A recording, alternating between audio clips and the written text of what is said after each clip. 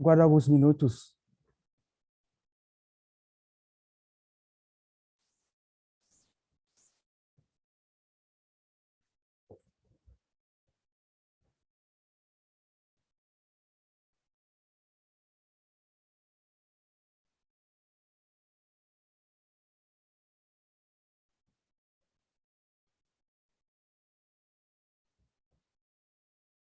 Bom dia a todos. O webinar de hoje é sobre negócios no México. A gente vai tratar sobre o panorama geral do país, aspectos societários, aspectos laborais, de contratação de colaboradores no país.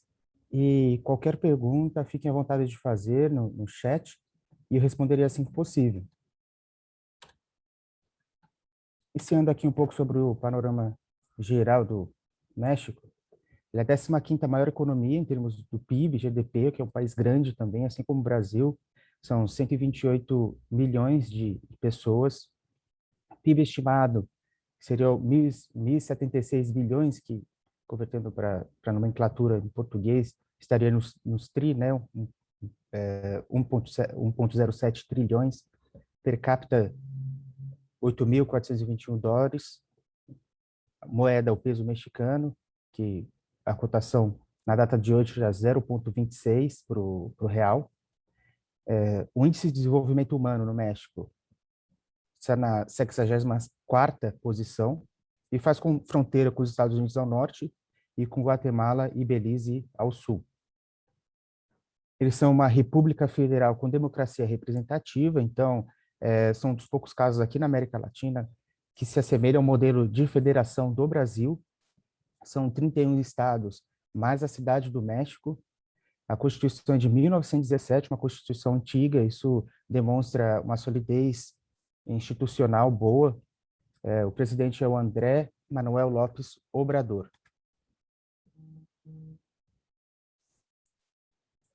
Exemplificando aqui os maiores parceiros comerciais, na exportação figura os Estados Unidos, em primeira posição, com 80,3%. Então, é um parceiro muito importante do México. O Brasil figura aqui em quinto lugar, com 1,2% das exportações. E, em geral, são bens manufaturados, eletrônicos, veículos e autopeças, petróleo e derivados, prata, plástico, frutas, vegetais, café, algodão, prata, novamente, aqui ficou em dobro, dentre outros. Aqui, importação, 462 bilhões, então, verifica que ele exporta mais do que importa. Estados Unidos também como principal parceiro, um pouco menos da metade. Aqui não figura o Brasil entre os 5 maiores parceiros de importação. E, no caso da importação, seriam produtos com valor agregado, né? Então, eles não tendem a importar produtos brutos, porque é um país que fabrica, tem como força de mercado a fabricação de produtos brutos. Então, importam máquinas de usina de metais, produtos siderúrgicos, máquinas agrícolas, equipamentos elétricos, peças de automóvel para montagem e reparo, aeronaves, peças de aeronaves, plástico, gás natural e produtos petrolíferos, dentre outros. A estrutura econômica aqui, a divisão entre setores, a gente pode observar que o setor terciário de serviços, comércio, atacado e varejo é o setor com 58%, mais da metade da estrutura econômica. Em segundo lugar, vem o setor secundário, com atividades de transformação industrial, mineração, construção em empresas de transformação, e com a menor parcela, o setor primário, de atividade extrativista, envolvendo agricultura, lavoura, silvicultura, caça e pesca. É uma compreensão errada e muito comum de que o mercado mexicano é predominantemente agrário. Isso não é verdade. A gente pode observar que o setor de serviços, atacado e varejo, continua sendo o setor mais forte no México. Aspectos societários. Algumas das vantagens de se abrir uma economia, abrir uma empresa na economia mexicana. É a segunda maior economia na América Latina, né? Atrás do Brasil. Localização estratégica, fronteira com os Estados Unidos, crescimento econômico consistente, foi abalado recentemente, Aquele segundo gráfico, aquele índice negativo se referia a esse período da pandemia, que houve uma queda no PIB, mas a recuperação é certa nesse sentido. O apoio do governo ao investidor estrangeiro e ampla gama de atividades de mercado e consumo variado, ou seja, existem diversos nichos no México, assim como em todos os países de população, de maior população, né?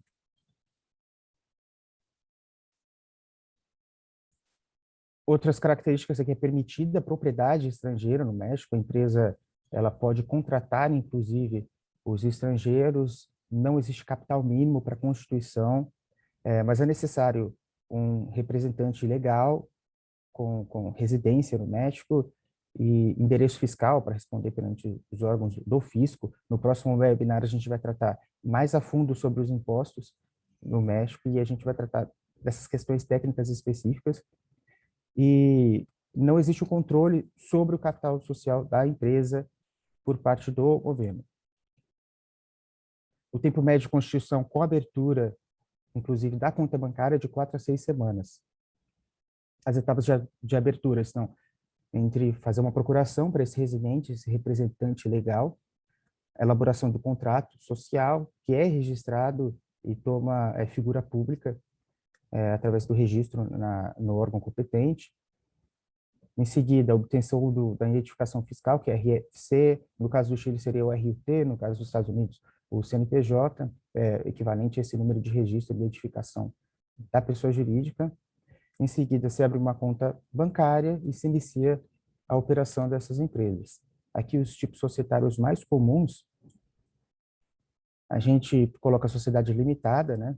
Mínimo 2 sócios até 50, administração feita pelo diretor e assembleia, responsabilidade, assim como no caso do Brasil, ela é limitada à contribuição do capital social, e não existe mínimo, e uma observação sobre o tipo de sociedade limitada, né, que existe em vários países do mundo, inclusive no Brasil, é de que são empresas, no caso do México, que se instituem como uma forma de reduzir o pago dos tributos pelo sistema que chamam de flow-through, né, que são empresas comuns para parceria, que é tratada como uma empresa filha com uma tributação menor e que pode remeter os lucros aos seus acionistas. A dedução, no caso, não fica pela empresa, mas sim no imposto de renda desses acionistas da empresa. Sociedade anônima, é segundo tipo, SA, 2 sócios até o infinito, mas é permitido um sócio, no caso de fundo de investimento. A administração é feita pelo diretor e assembleia de membros. Responsabilidade limitada também ao valor de contribuição do capital. Não há capital mínimo e é o tipo mais comum, né? No Brasil, por conta da complexidade, a SA acaba sendo a, a limitada, a LTDA acaba sendo a mais comum. No caso do México, a SA é o tipo empresarial mais comum.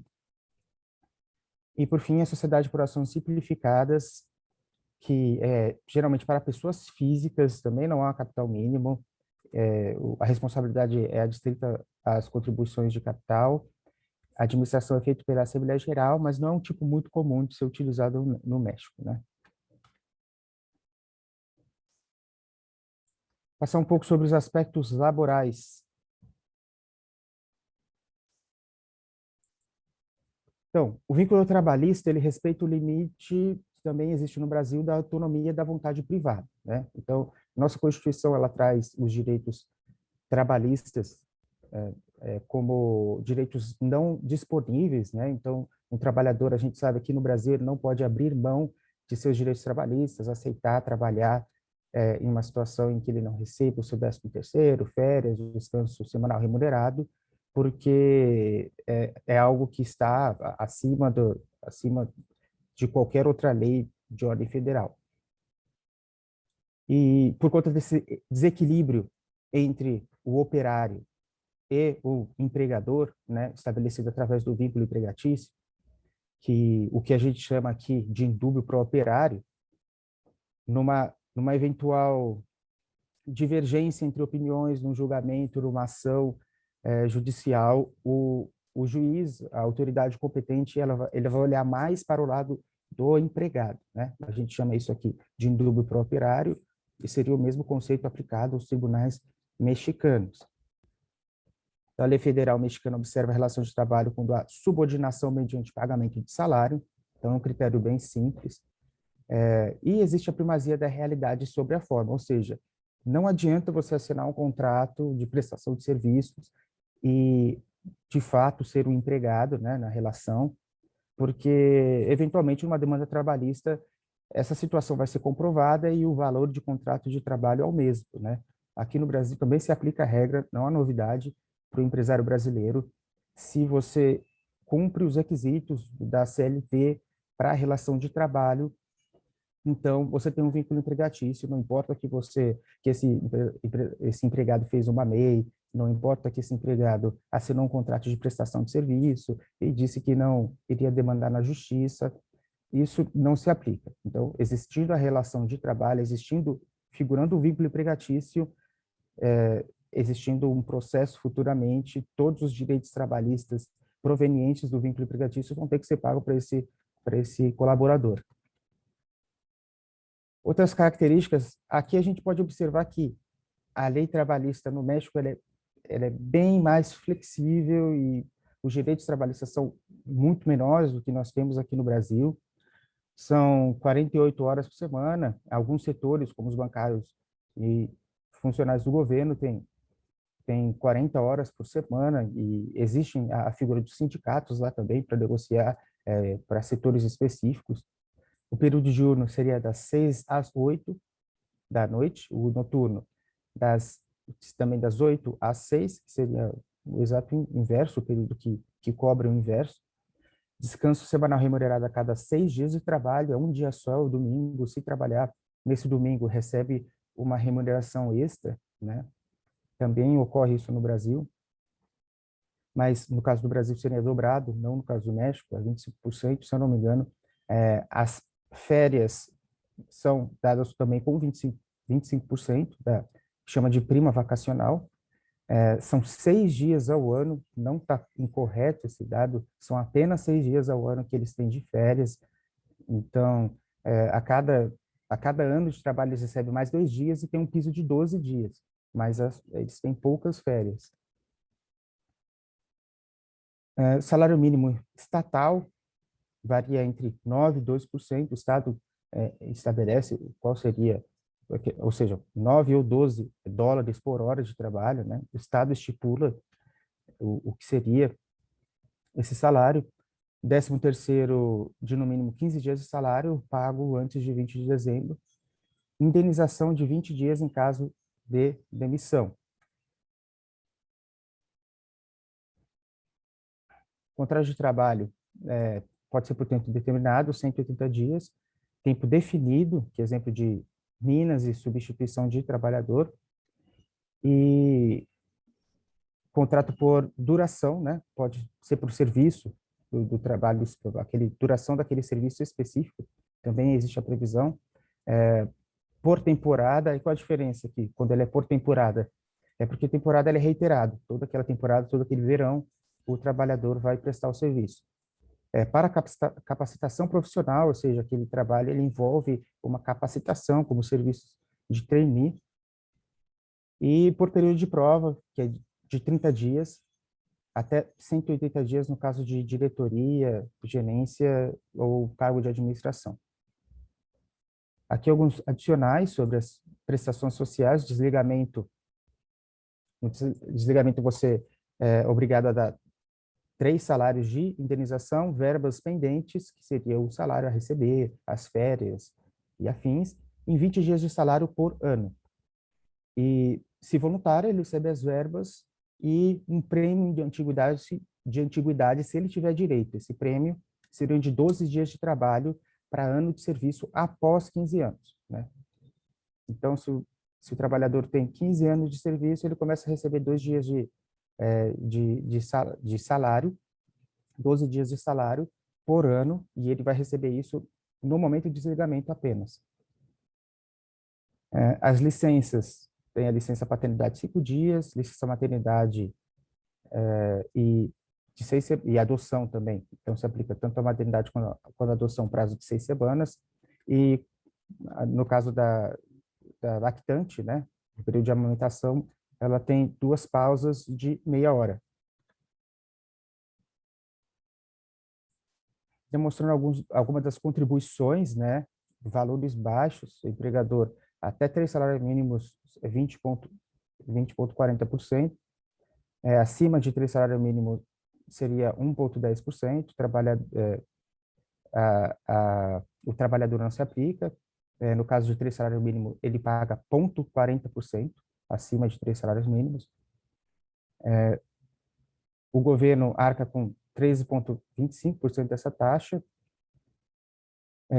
No caso de acima de 3 salários mínimos, esse percentual é baseado com base no CPI, né, que seria o Índice de Preços do Consumidor no México, e as verbas totais 1,50, sem somar a taxa do governo, no caso de acima de 3 salários mínimos, e no caso de até 3 salários mínimos, seria 33,65%.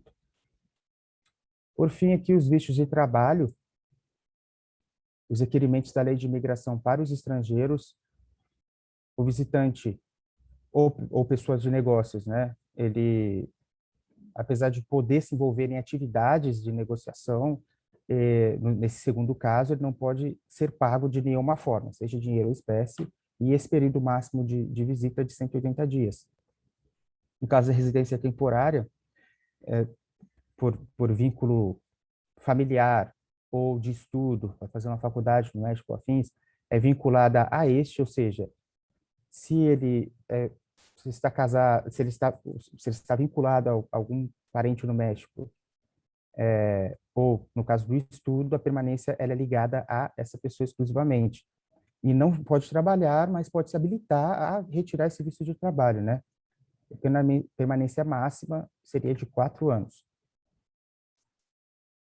Residência temporária com visto de trabalho, estrangeiros que trabalham para a empresa mexicana, o requerimento inicial é feito pela empresa, segue critérios específicos de demanda do mercado.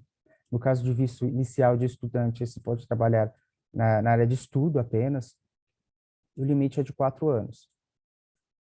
E, por fim, residência permanente, né? Casou-se com um cidadão mexicano depois de 2 anos desse período do casamento, para evitar aquela prática de casar por um pequeno período para obter o visto permanente, então ter essa limitação temporal.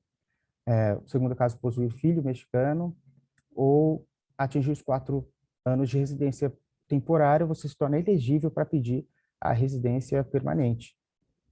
E não expira, pode trabalhar normalmente e pode-se de extradição, ou seja, mandar de volta para o país, ela é discricionária por soberania nacional. Então, o presidente, se ele achar que aquela pessoa ela é não grata no país, ele pode determinar a extradição dela, né? E não existe algum procedimento recursal quanto a isso, porque se trata de um poder de soberania do país que é uma convenção internacional de que não existem recursos para conseguir reverter esse tipo de decisão.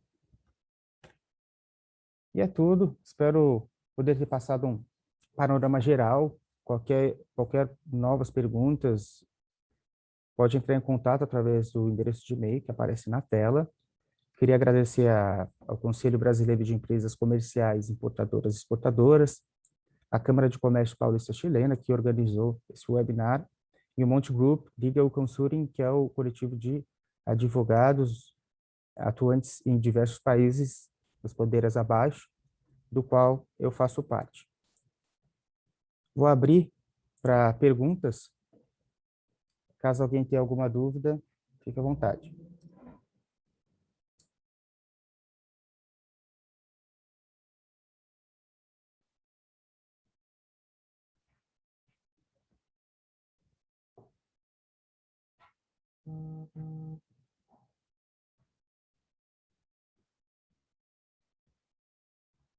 Se mais perguntas, eu encerro.